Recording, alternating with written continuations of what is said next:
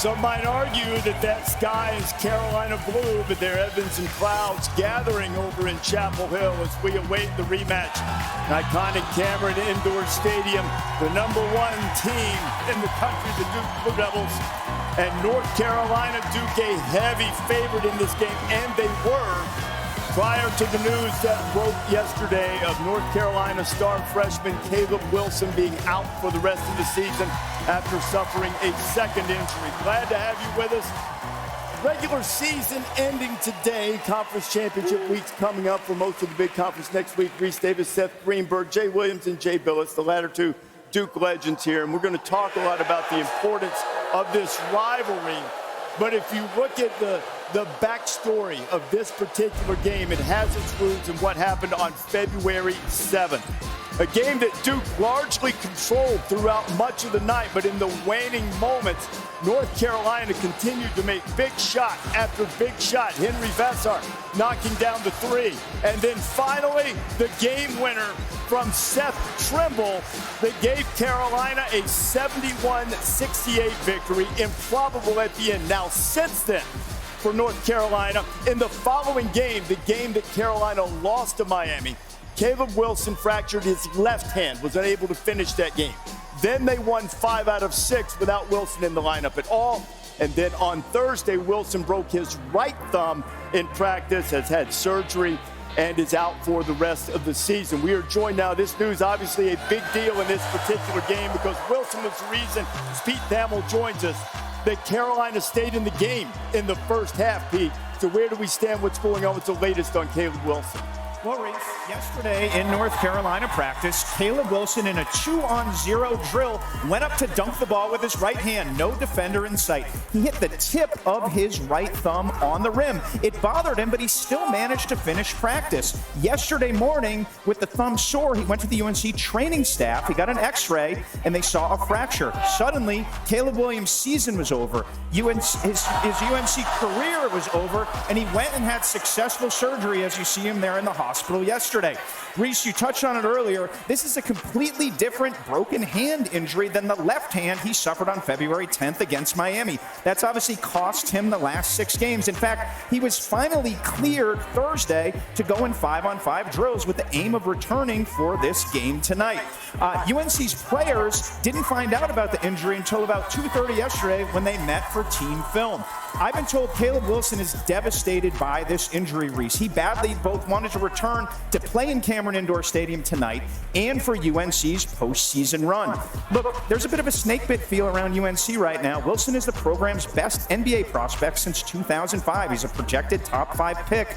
If there's any silver lining here, it's that UNC has won 5 of 6 without him, but they come into Cameron Indoor tonight as 17.5-point underdogs, Rece. That's the biggest underdog UNC's been in this rivalry since the ACC tournament in 2002. And we know someone who played in that one too, sitting right here to my left. This is a big deal. I mean, the rivalry's still what it always is, but North Carolina thought they were getting their leading scorer back, and now they're not. Yeah, it's a gut punch. Obviously, the ceiling for North Carolina not as high without Caleb Wilson in the lineup. But I think the devastation is more for him than necessarily about the team. He'd worked so hard to get back, and then he's right on the cusp of it, and this happened. So I don't have any doubt that North Carolina is going to come in here with fire and play their hearts out. But that's a devastating blow to Caleb Wilson and to the team. But like I said before 3 weeks ago, nothing in the rule book says they can't win, and they've won 5 of 6 without him. They're capable. I feel for Caleb Wilson, I feel for North Carolina, but I've been blown away by the job Hubert Davis has done dealing with all these injuries. You talk about 5-1. I mean, they played those first few games without Wilson and Vassar, and they found a way to navigate it because other guys stepped up. So next man up, well, they've got guys who can play. I mean, Vassar, they're going to have to play through him a little bit better. They're going to have to take better care of the basketball. Seth Trimble made big shots, but now he's playing downhill and getting to the line 8 times a game, scoring 18 points. Vogelbach can knock down some threes, so they've got pieces. Those guys that were recruited to Carolina are there for a reason. They're not showing up for an exhibition tonight. They're showing up to win. Exactly. And I think, look, just because Caleb Wilson is out doesn't mean that North Carolina doesn't have a shot to win this game. I mean, this rivalry, we've seen crazier things happen. And when you think about North Carolina, Seth, I agree with you wholeheartedly. Hubert Davis, not only the job he's doing without Caleb Wilson playing, also without Seth Trimble, who didn't play for a long length of games at the beginning of the season as well. Exactly. So I think Bogobats have played well. Did a game against Clemson. He knocked down 6 threes in that game. Jay, to your point about Derek Dixon, he's actually coming to his own the last game too, feeling a little bit more calm, poised. Great in late games. Exactly. But Baysar is going to have to get rebounds. The battle with the bigs tonight as well with Baysar is going to be a really big thing. You know, when you have an injury like this to a star who was so good, particularly in the first half of that game, it's going to command attention. I don't care if you're full strength, and I don't care who you are. When you play Duke, you're going to have a problem because, I mean, they're playing great basketball right now. You know, right now, Duke is the best team in the country. Michigan has an injury to LJ Cayden. That's going to affect them going forward. But Duke has matured in so many ways, and the role acceptance of this team, like Dame Sarr has accepted, I can impact the game at the point of attack. And, you know, Caleb Foster has been outstanding, like his maturity running the team. And Cameron Boozer has been the most consistent high-level player in the country. Like, he has not had an off game. It's really amazing. It would be amazing if he were a senior. It's even more amazing that he's a freshman. And one last thing. How about this place? Like Cameron Indoor Stadium. We spent a lot of time in here. Jay Will and I spent a lot of hours in here. It's small, it's compact, it's incredibly loud, and it's like a beautiful church that every Saturday hosts bare-knuckle boxing matches. I mean, it's fantastic. To speak on that, I mean, my mind is blown away by this stat. 62-3 at Cameron Indoor Stadium. 62-3 in his time here. He's lost 3 games. Like, that's the kind of home court advantage that you have with this fan base, with this crowd, with this energy, this floor. That's the rivalry, too. I think it's Jon Scheyer's approach that makes his transition to this position so unique because the world of college athletics has changed, and Jon Scheyer is ahead of the curve. He's accepted it. He's embraced it. He recruits to it. He recruits to this place. He owns it. His transition from following Coach K, whose name is on the court, to where he is today, it absolutely blows my mind because he's done it seamlessly. Yeah. Almost just like say, hey, I'm 34 years old. I'm the head coach at Duke.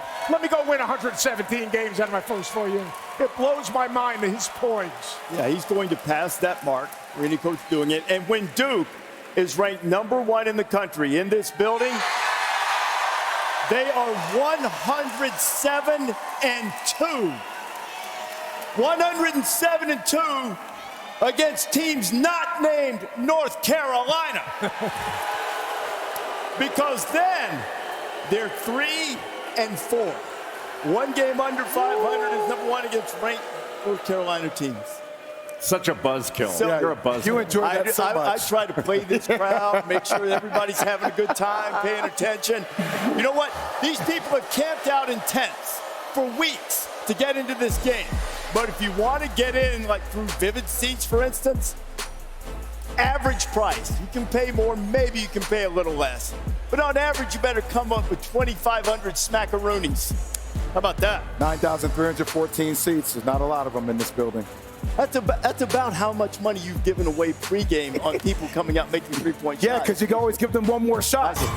Latest chapter of the rivalry after that iconic finish in Chapel Hill, Duke and North Carolina tonight, 6:30 Eastern Time. And we are delighted to be joined by maybe the greatest Duke fan of them all, our friend Ken Jeong. Yeah. Let's go, Duke! Let's go, Duke! Woo! Why do you love coming here for this game? Because I went to Duke, my first game ever. I am homegrown here. My first game ever at Duke, freshman year, it was 86 against J.R. Reed's UNC game. To me, Carolina-Duke is the best rivalry. Like Bilas says in college basketball, I can't miss a Carolina-Duke game right here. Ken, as you stay in character, obviously, we do our jobs up here. As you do more college basketball, you appreciate the greats, the Dean Smiths, the Coach K. Absolutely. All the things they've done for crowds, right? but we all know where loyalty lies. Walk everybody through a little bit about the pain we experienced last year at the Final Four together. Oh, we can talk about that. We can talk about that. Jay and I were at the Final Four in San Antonio together. But I tell you, what makes the brotherhood special is that Duke is always together, thick and thin, win or loss. That is life, no matter what happens. We are always Duke. Two things that are never, ever uncertain. My hoe, that completes me, and Duke. Calm down, ESPN. Calm down. That's my wife's name. Relax. I married a hoe, ESPN. Wow. You're going to disrespect my wife like that? What you going to do? I'm here at Cameron. Does Dr. Ho like that when you say that on TV about her? Dr. Ho, it gets mad at and annoyed at me every time I say that. So I'm just getting my reps in before I get an earful at home. At Ho. Ken, when you were in school here, did you sleep outside in tents to get into this game? Yes, for the J.R. Reed game. I was one of the first, Kayville before it became Kayville. I have the flu to prove it. I have bad grades to prove it, because in the fall of '86, January of '87, I believe it was actually the game against Carolina, like all of us had colds. We were like really sick as dogs, but we were here. First, it was my first game ever at Cameron, and I'll never forget that. Dickie V was here. It was the most magical experience, and I think it still is. Hey, Doc, I got a question for you. To me, you look like a ritual guy. You got ritual. So what's your pregame ritual before Duke and Carolina? Lately, right now, this season, I've been wearing white Hokas. I don't know why, just white shoes. Anything Duke right now. I have my black jeans that I've actually wore at San Antonio. I wore it at the Cal game. I wore it at the Clemson game. I was here. So I want to wear kind of similar. You cut out all the beverages? I drink a lot of beverages, Seth. That's part of my ritual. Don't take my ritual away from me. What are you, my sober coach? How dare you? Wow. Ken, wow. I know you sound like my hoe. I know that you really studied the game. You're a big fan. You talked to Jon Scheyer. But I want to put you in the role of an analyst. Let's go over to the screen over here. Oh, I'll give you. Ken, you have a degree from North Carolina, too. Which is why I became a comedian. So we're going to go over here. And Ken, what I would like for you to do is break down the final play from the first game as an objective analyst. Okay. Yeah. I can start it for you if you want. Okay, yeah. What are you thinking right now? Okay, I'm thinking his foot is clearly on the line right now, I see from my unbiased perspective. So there's already a violation, but we'll let that go. So the inbound ball, it's clearly like right there. You can see it right there. So that's already a violation. We should have won. We can proceed. I'll start here. I'm just giving. Okay, he's inbounding the ball. This is very good. Ken. Great player. Ken. Yes. Do you need this? No. He got like right here. He gets guarded right here, out of bounds. He was completely out of bounds here, right here. Do you need this? Yes. It was out of bounds. Careful. Yes. It was out of bounds. Just to get to the right touch. That's nice. And then it went out this way here. But see, I'm in Hollywood. This is camera tricks. This was AI that you guys saw on TV, because literally he just right here is where he made it. But somehow some camera angle made it look like he swished it in last second. Like this. Look at the AI. No, it wasn't like that. And then, I was like this right here. It was clearly, congratulations, UNC, on your illegal victory. That's amazing. Great job, Carolina. Great job. Wonderful. Huh? Go Heels. Go Heels. As a medical doctor, yeah. What did you prescribe for Duke fans and perhaps even for yourself in the aftermath of this game? All I needed was just a cold shower, as Taylor Swift says, to shake it off. Because tonight, get your cigars ready, Bilas, because we're going to smoke them. We're going to smoke them. And that's a medical fact. It's the only time smoking is good medically. We're going to smoke him, fellas. Hey, Ken's going to Shake it off. Ken's going to stick around here. I'll stick around like a fungus. I will never leave. But of course, the news of the day in this is Caleb Wilson, who had targeted this game for his return from North Carolina, suffered a broken thumb while dunking in Thursday's practice. He's had surgery. He will not play in this game, and in fact, he will not play again for North Carolina this season. It really impacts the Tar Heels. Now, look, they played well in his absence. 5-2 in all when you count the game in which he was hurt against Miami. 5-1 when he didn't play at all. But given the fact that he's such a dynamic player, what is the ceiling for North Carolina from this point forward without Caleb Wilson? Well, they're 5-1 without him. Now, could they reach the Sweet 16, win 2 games in the tournament? I think so. But getting beyond that, I think would be a real challenge and a real chore. I think with Caleb Wilson, they had an opportunity to reach a Final Four. But I think that really limits that without him. I mean, he can't take that explosiveness and then a certain 20 points and 10 rebounds a game out of the equation and not have it be a limitation. It's a limitation. There was also a certain energy that he brought to the table when he played that they all fed on. You know, and he had that type of persona. And look, they've done a great job without him. Basar, Zayden High has really stepped up in their absence from a rebounding perspective. And a lot of me thought that when he came back, they added depth that could lead to an Elite Eight Final Four run. But I would agree with you, Jay. I think their ceiling is probably Sweet 16 if they play at their best. Jay, well, you hit it right on. The energy that he brings to it, he's got Kevin Garnett type of energy that permeates throughout his team. Without him, the big question is, where are they going to be seated? Because right now they're a 5 in Joel Lunardi's bracket. They're not a 5 without Caleb Wilson. They're closer to a 6 or a 7. If they end up a 7 in the 7-10 game, I think they survive that. But then they got to play a 2. I don't think they're built to play against the upper echelon teams that we've been talking about for the last month or so. Are they good? Yes. But can they deal with a number 2 seed? Can they deal with an Iowa State? Can they deal with a Michigan State? I don't know, but I don't think they're built. They have such a small margin of error without Caleb Wilson.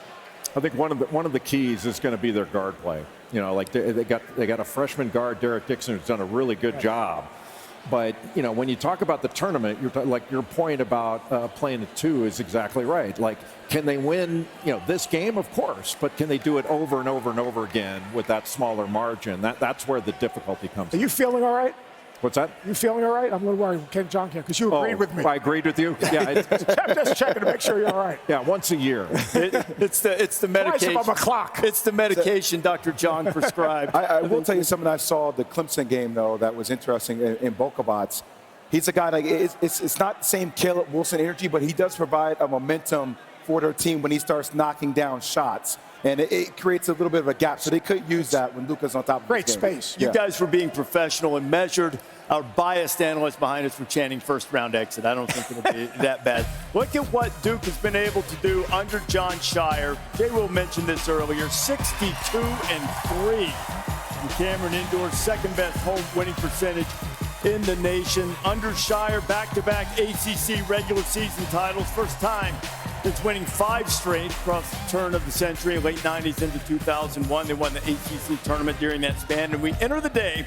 Scheyer has 117 career wins to his name. It's most by any coach in their first 4 seasons as a D1 head coach, and a win tonight would have him standing alone to top that mark. And we're joined by the Blue Devils head coach, Jon Scheyer.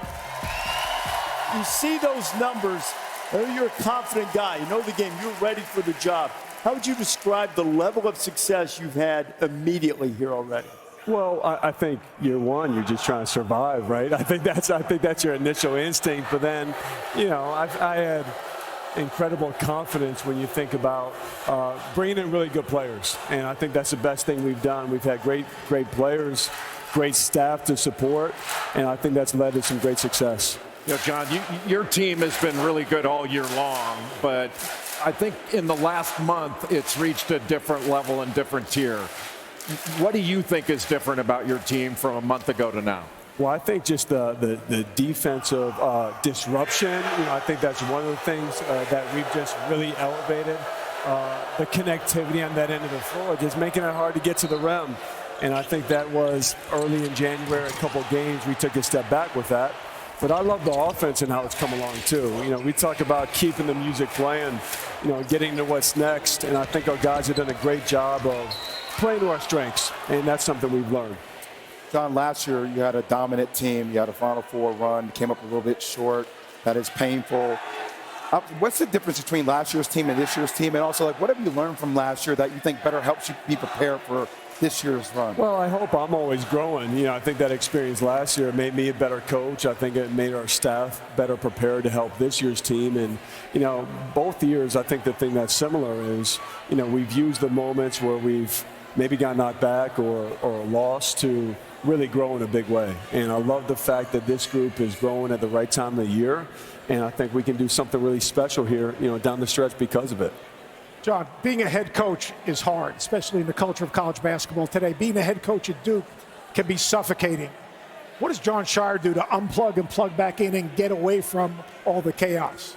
For me, it's my family. You know, my family's right over there, and my kids, and that's, you know, they're the joy in my life, man. They're not different with me, whether we win or lose. They're the same way when I come home, and they're the best.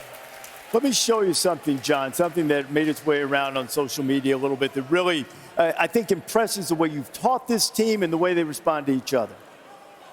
Whoever's low, get over and tell whoever's at the wing that he got to play both. Like Cayden, like, we trying to find you, but you got to make yourself available so we can get up the court as fast as possible. There's no matching up in transition defense. We cannot just walk up, the ball up the court. Cam is always have a guard on him. You got to bring it up and throw it to him fast, quick. If you get the ball there, we're going to win the game easy. And stop spinning, you know what I'm saying, when you make your move, because they already zoned up. Every time you spin, it's like 40. They're coming right behind you.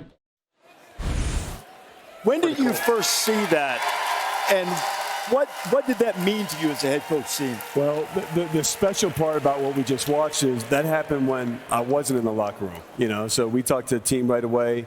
I get their feedback as well. But ultimately, they're the ones on the court. Like, they have to take ownership over this. And so you try to put them in positions where they can do that. But when I saw the film afterwards and saw them talking, it just made me really proud, man, because that's special. I don't think that happens with many teams. I think that speaks to the character of guys that we have in this group. Well, Jon, you guys have been good in so many situations this year. How about if you and Jay go over to the board and break down some of the stuff that the Blue Devils have been doing well? Well, Jon, as your team has matured, one of the things that's been most impressive is poise and execution under pressure and the way your guys process situations. So we're going to take a look late in the game against Michigan. Second half, there's 3.5 to go, give or take. You called a timeout, so you have a sideline out of bounds play. Before we roll it, what were you thinking and what were you telling your team to run this play out of bounds? Well, one, I think the biggest thing is we need to get a good look. They made a run. We practice these situations all the time. And the thing we are hoping to get, our team is unique in the fact that we have Pat Gongba, Malik Brown. They're terrific passers. So we want to put them in a position to make a play. And as you play it, when you get a chance to put Cam Boozer and Isaiah Evans together, you feel something really good can happen. And, you know, you think about a lot of teams, they have their guards throwing lobs to big guys. For us, we have our 5-man throwing it to our shooting guard. And that's part of what I think makes this team special is the versatility. Cam Boozer sets a terrific screen. Isaiah's threat to shoot also opens up his ability to attack the rim here. Was part of this, Jon, the fact that you run a lot of flare screens for him, for Isaiah Evans, and defenses are going to go over. Right. And when they go over, that makes them more vulnerable for that lob. Yeah, and what it does is when you have Pat in that position, you have great spacing, and both these guys are threats to shoot. So if he goes under, we want Isaiah to take this shot any day of the week. And sometimes they switch, sometimes they don't. We try to just drill our habits all the time to be able to handle either one. What a pass by Pat. Incredible pass and great delivery. So this next play, late in the game, you're up 3. You get the ball into the middle of the floor. And now you're using Cam Boozer as a screener. Why? Well, because he draws so much attention, right? And obviously, big focal point for us scoring and him passing is with the ball in his hands. What he does without the ball and his screening is a huge thing for our team. And now this situation, we have Caleb Foster coming out. Now, was it something you wanted to have the ball in the middle of the floor? We want to have the ball middle of the floor, good balance. We also have an option. We can go to this side. We made the call to go to the weak side here. And again, Pat's making the delivery. And as a big man to pass like he can is such a valuable asset for our team. So Foster's going to come off this screen. And when he catches it down here, the thing that impressed me was he plays off 2 feet and gave a shot. Incredible poise. I think it looks way easier when we watch it on film and we can stop it, right? And to your point, Jay, he has eyes in the back of his head here. You know, he knows that there's a lot of traffic in the paint, and we call it poise in the paint. And he has it, plays off of 2 feet, and makes a terrific pass back to this side for Cam Boozer to hit the three. And your spacing is just so good. The spacing is beautiful. And again, it speaks to the versatility of our team that Cam Boozer, Pat, both those guys can knock down open shots with when they have the space to do that. You know, you've got a lot of smart players, but it's one thing to be a smart player in a scouting report and film and all that stuff, but your guys can process things in real time. How different is that? It's a game changer. I think as a coach, you want guys that can process. You want guys that can make reads in real time and understanding what coverages you're seeing. And, you know, those are two situations where, again, we have an initial action, but those guys are making reads and making plays from it. They're the ones that really think the game at a high level. Well, one, I want to thank you for doing this, but number two, your film sessions are so much more pleasant than Coach Cayden. Well, I don't need therapy now. Well, I just think maybe they wouldn't be that way if I was coaching you. I think that's the problem. I think it's the players. I think that's what it is. That's absolutely true. Thank you, brother. Thank you, Jim. And they hope to have the same moment that Carlos and Jay Will have put a banner in the rafters. It's great to have Carlos Boozer, Cameron and Cayden's dad, with us. First of all, man, what a delight to talk to your sons. Unbelievable young men. It's great to talk to them. I asked Cameron a question I want to ask you. Jay's talked about how he never has a bad game, right? So I said, as you watch your tape, how do you determine where you really played well? When you watch him play, what defines when he actually has a really good game? Man, Cam has a high standard for himself, and obviously he puts the most pressure on himself than anybody else could put on himself. He obviously wants to be efficient every night, but the ultimate goal, he just wants to win. So he'll do whatever it takes. If it's getting 7, 8 assists, if it's getting 15 rebounds, if it's getting 30 points, like whatever the game dictates for him to do to win the basketball game is what Cameron will do. See, Booz, we've known each other since we've been 16 years old. Yes, sir. Since you came to pick me up at Greensboro Airport. Remember the seat was all the way back like that? Yeah. Obviously having Kamani and then having the twins. Mm-hmm. What is it like as a father watching them play? Like, what kind of experience do you feel internally watching them play on the same court that we played at? Yeah, I just get the chills. Like every single game, I get the chills, man. Like just seeing my boys out there, you know, wearing that jersey that we wore 25 years ago and having great success, but competing, playing the game that they love to play.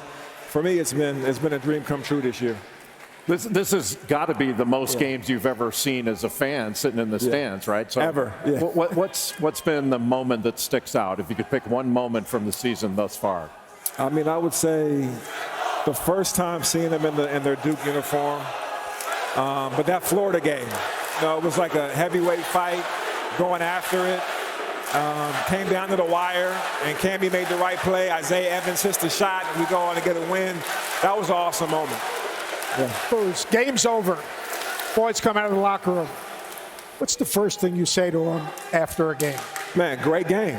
You know, I know the pressures of being at this place. The expectations are over there in the rafters. And I just tell them great game and give them a hug, because I know that the pressure that they're under, they have different roles, so to speak, but they have the same goal every single night. And I know the heat that comes with it, so I'm proud of them. No matter what happens on the court, I'm proud of them regardless.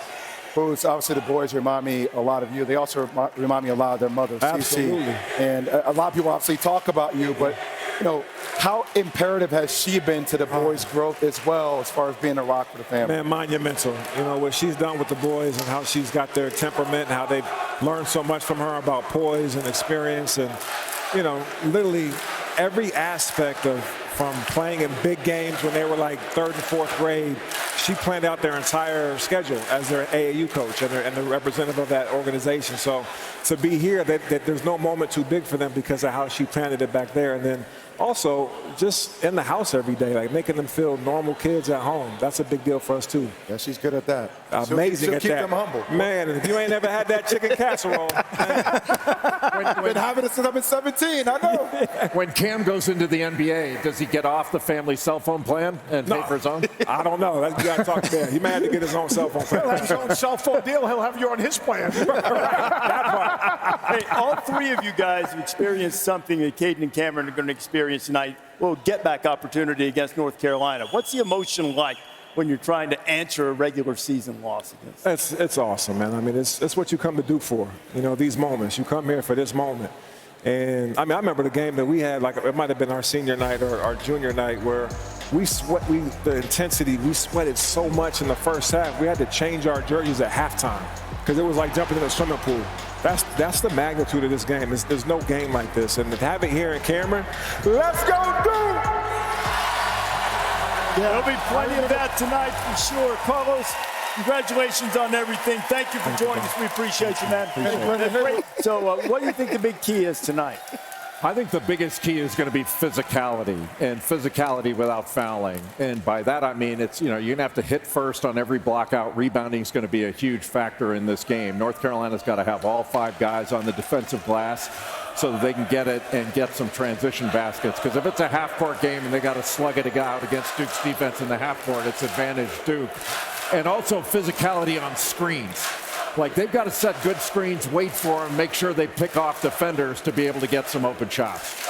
I think Carolina's got to defend without fouling because their depth up front is really limited. They can't afford one of those front court guys to get in foul trouble. But to me, when I think about this Duke team, we talk about Cam and we talk about Sarr taking off the head of the snake. We talk about Evans.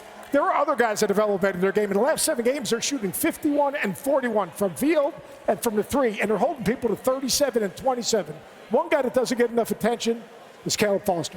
His ability, 29 assists, only 5 turnovers. His ability to defend the ball at the point of attack. His ability to make big shots. Late game, think about the Michigan State. Ball goes inside, came back out. He made a play. He's an active and alert defender. And then the other guys that come off the bench. Darren Harris is contributing. Cayden's distributing. And really, he's scoring and making the right play. You look at how their bench has developed, but Caleb Foster right now, that guy has had a monster season for Duke.